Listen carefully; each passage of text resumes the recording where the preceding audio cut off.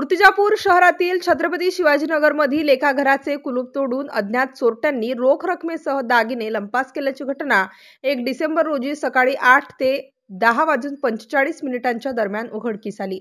शहरात शिवाजीनगरातील रहिवासी सेवानिवृत्त उपजिल्हाधिकारी गोपालसिंग प्रतापसिंग राठोड वय 80 वर्ष यांनी दिलेल्या फिर्यादीनुसार नेहमीप्रमाणे आठवड्यातून एकदा म्हणजेच दर रविवारी धार्मिक कामासाठी सत्संगामध्ये सहभागी होण्यासाठी सकाळी 8 वाजता घराला कुलूप लावून सहपरिवारासह गेले होते।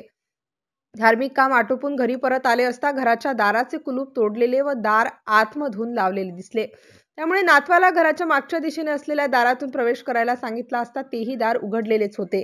समोरचे दार उघडे असता कपाटातील कपडे वस्तू अस्ताव्यस्त पडलेल्या दिसल्यावरून चोरी झाल्याचा संशय आल्याने शोध घेतला असता सोन्याच्या 5 अंगठ्या प्रत्येकी 1 तोडा अंदाजे किंमत 40,000, एक सोन्याचे बिस्किट 2.5 तोडे अंदाजे किंमत 80,000 रुपये व एक 30,000 रुपये रोख रक्कम असा एकूण 1,50,000 रुपयांची चोरी झाल्याचे दिलेल्या तक्रारीत नमूद करण्यात आले आहे।